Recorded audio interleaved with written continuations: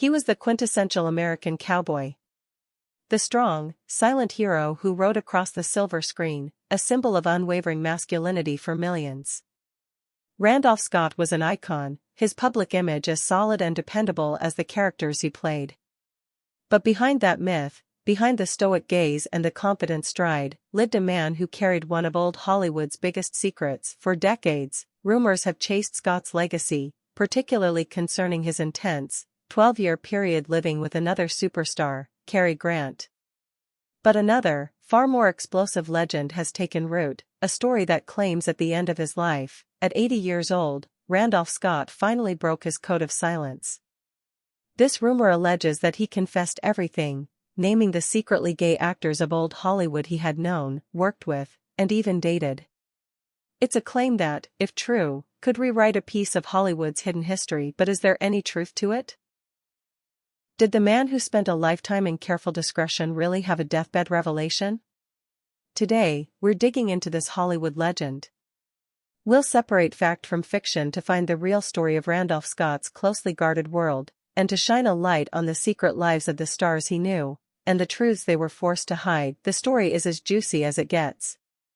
It paints a picture of an elderly Randolph Scott, finally free from the pressures of his career and the prying eyes of the studio heads, unburdening himself to a close friend. In this version of events, he rattles off a list of names, men who, like him, had to navigate the treacherous waters of a deeply homophobic Hollywood. These weren't just acquaintances, the story insists, but major stars whose careers would have been destroyed if the truth about their lives ever came out. This narrative has taken on a life of its own, repeated in countless online forums, social media posts, and videos. The titles are always sensational, promising that Scott confessed it all or unveiled the hidden truths. They often feature a list of names, Cary Grant, Rock Hudson, Cesar Romero, and others, presenting it as the definitive list straight from Scott himself, and you can see why the story is so appealing. It offers a kind of final justice, a last, defiant act of truth-telling from a man who lived by a code of silence. It promises to validate decades of speculation and provide a neat, tidy answer to one of the era's most enduring mysteries. The legend frames Scott's confession not as gossip, but as an act of remembrance for men who lived in quiet desperation. But like so many Hollywood legends, the story of Randolph Scott's list is a ghost. It circulates without a clear origin, passed from one storyteller to another, gaining a little more detail with each retelling.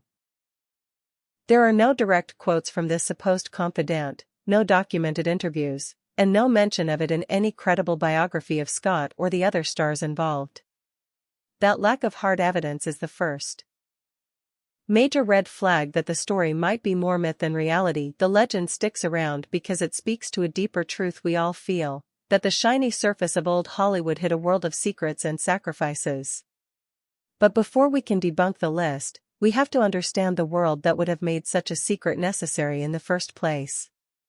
We have to step back in time, into the heart of the Hollywood dream factory, a place where image was everything, and the truth was a career-ending liability. To understand the life of Randolph Scott, you have to understand the system that made him. The golden age of Hollywood, from the 20s to the 50s, wasn't just about making art, it was about manufacturing images. The major studios, MGM, Paramount, Warner Brothers, didn't just hire actors, they owned them. Under the infamous studio system, stars signed long-term contracts that dictated nearly every part of their lives.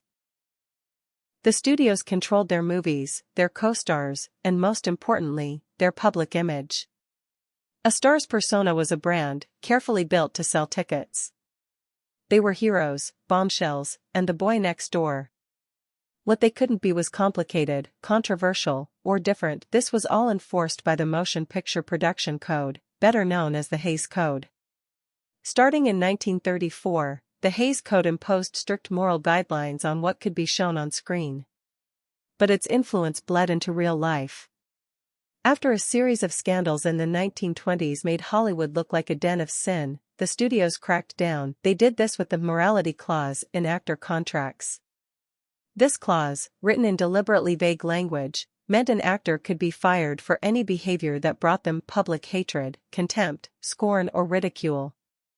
For gay actors, the morality clause was a constant threat that could end their career in an instant. At a time when being gay was considered a crime and a mental illness, being outed wasn't just a professional death sentence, it could ruin your life. So the studios went to incredible lengths to protect their investments. They created a secret army of publicists and fixers to squash scandals before they started.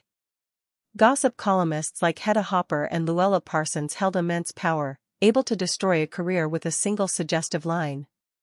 To keep them happy, studios would often invent romances. If a handsome leading man stayed single for too long, they'd arrange a lavender marriage, a fake marriage to an actress or a studio secretary, purely for show. Rock Hudson's marriage to his agent's secretary, Phyllis Gates, is probably the most infamous example. This was the world Randolph Scott lived in. It was a world of public glamour and private fear, a system that demanded everyone fit in and punished anyone who didn't. To be gay in old Hollywood meant you were always acting, both on and off the screen. Every friendship, every party, every quiet moment carried a risk. The pressure was suffocating, and the silence it created was absolute.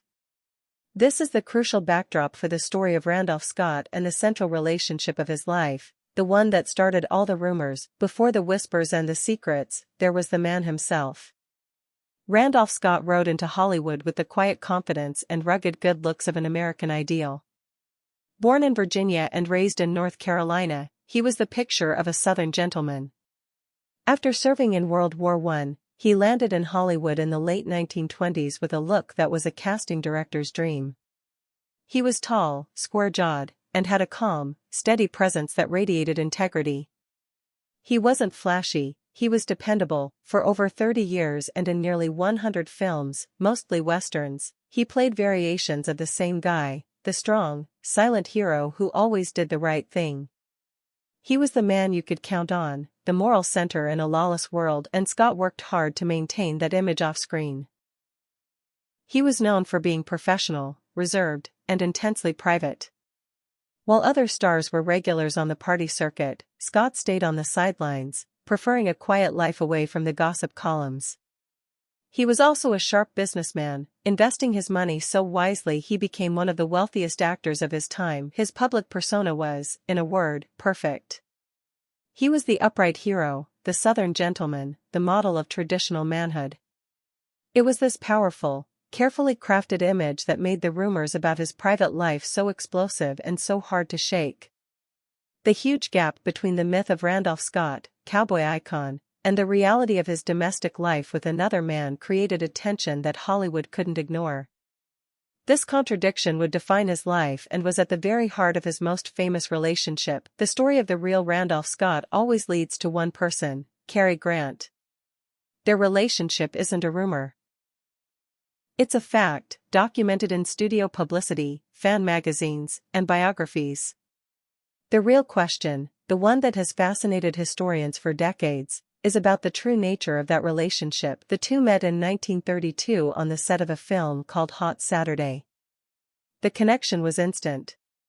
Scott, the Virginia gentleman, and Grant, the English-born former acrobat named Archie Leach, seemed like an odd couple, but they became inseparable. Soon after meeting, they moved in together, first in a house in Los Feliz, and later to a beachfront mansion in Santa Monica that the press nicknamed Bachelor Hall, a name that was maybe a little more knowing than it seemed. For 12 years, on and off, from 1932 until the early 1940s, they lived together. And it wasn't a secret. The studios actually promoted it. Fan magazines ran photo spreads of the two handsome roommates at home. The pictures showed them relaxing by the pool, exercising, and sharing meals, a perfect picture of domestic bliss. The articles called them the boys, best friends, and carefree bachelors who just weren't interested in marriage. Looking at the photos today, they seem shockingly intimate. They show a level of comfort and shared joy that feels like more than just friendship. Yet, in the 1930s, this was sold to the public as a quirky but wholesome setup. Behind the scenes, many believed it was something more. Costume designer Ori Kelly, who had lived with Cary Grant for years before Scott, claimed their relationship was romantic. Biographers have suggested that Cary Grant was deeply in love with Scott. It was reportedly an open secret in Hollywood's gay circles. Director George Cukor, whose parties were a safe space for industry insiders, allegedly once said, "Oh, Cary won't talk about it. But Randolph will admit it, to a friend." But the pressure from the studios was always there. Grant was the first to give in, entering a brief, unhappy marriage to actress Virginia Cherrill in 1934. Scott moved out.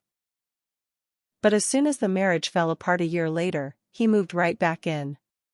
They went back to their life at Bachelor Hall, a domestic partnership that seemed to be the foundation of their lives, even as both men publicly dated a string of famous actresses for the studio publicists. It was a masterful performance, hidden in plain sight.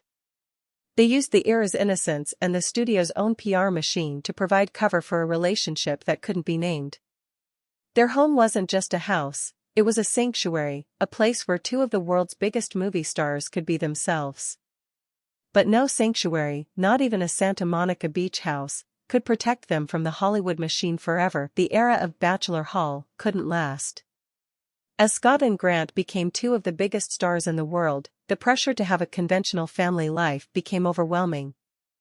The fun-loving bachelor's story wasn't going to work anymore for leading men of their stature. The studio, and society, demanded they get married. In 1936, while still technically living with Grant, Randolph Scott married his first wife, the wealthy heiress Marion DuPont. They divorced 3 years later, and Scott soon returned to the beach house with Grant. But the writing was on the wall. In 1944, their domestic partnership came to a final end when Scott married actress Patricia Stillman. This marriage would last for 43 years, until Scott's death. They adopted 2 children and built a life that appeared to be the picture of respectable family values. Cary Grant's love life was much more chaotic. He married 5 times, with each marriage ending in divorce. He had 1 child, his daughter Jennifer, with his 4th wife, Diane Cannon. In his later years, Grant was always vague about his sexuality, never saying he was gay but hinting at experiences that didn't fit into neat boxes. The end of their time living together was the end of an era, but not the end of their bond. By all accounts, Randolph Scott and Cary Grant remained incredibly close lives. Grant passed away in November 1986.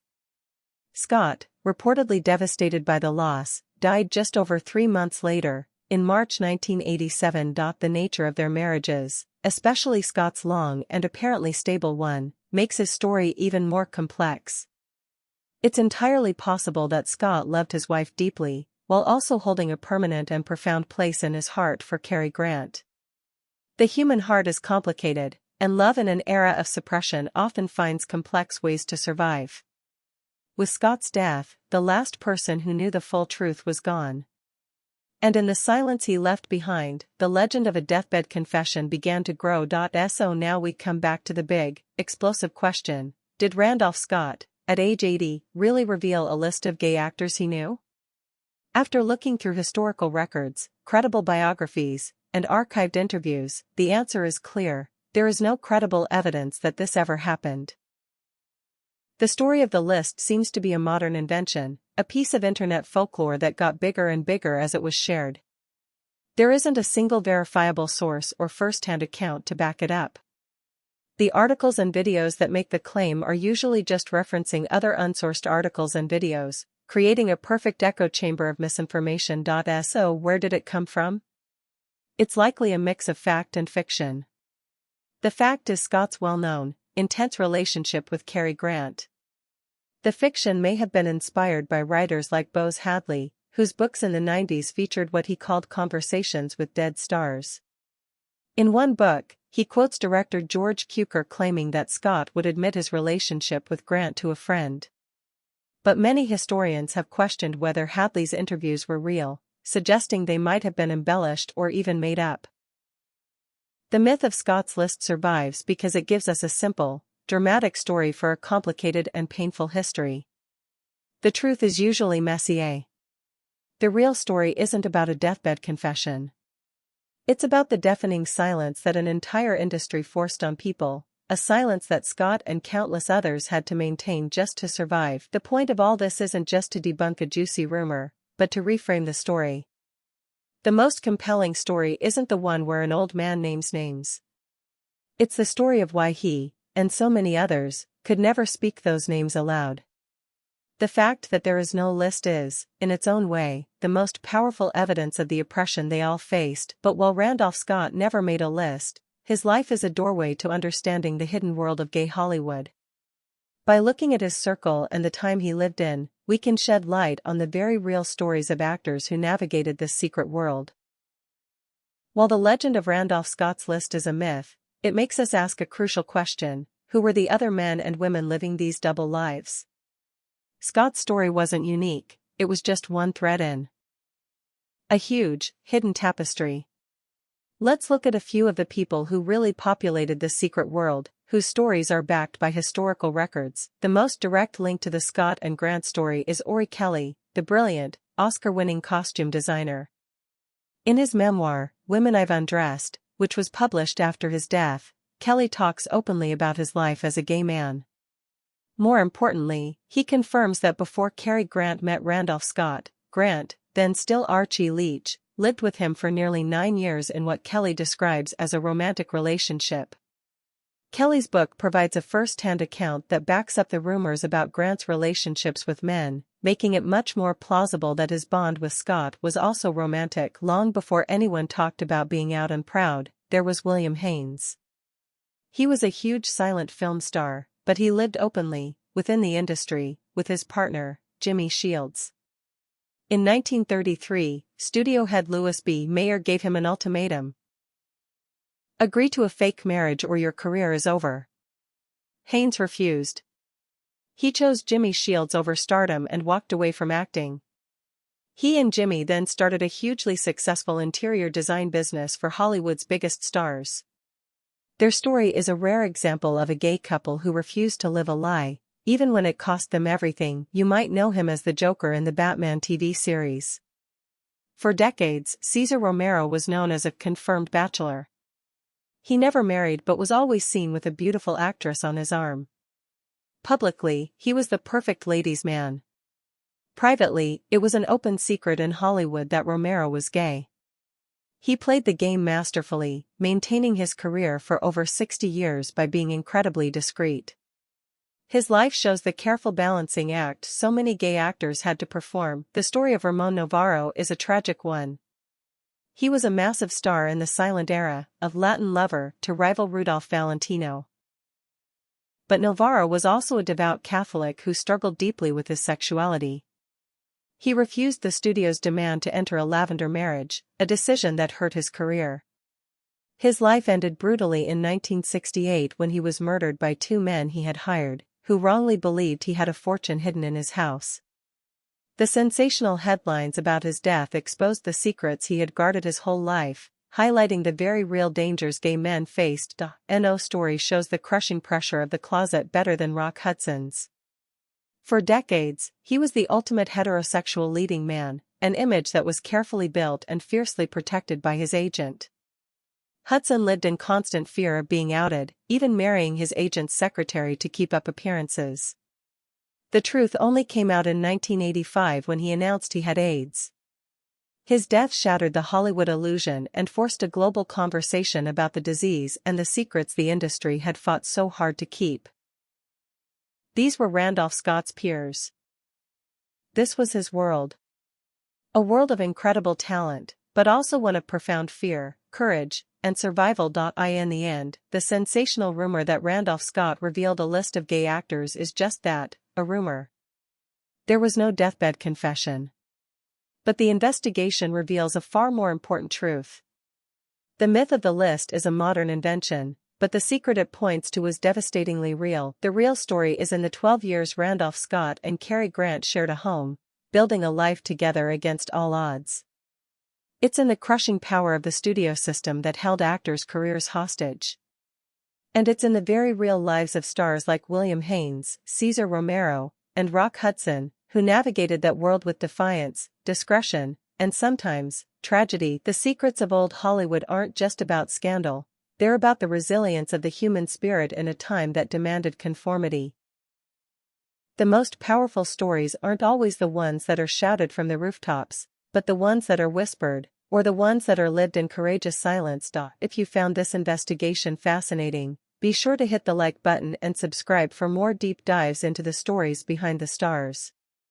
Let us know in the comments which old Hollywood legend you want us to investigate next. Thanks for watching.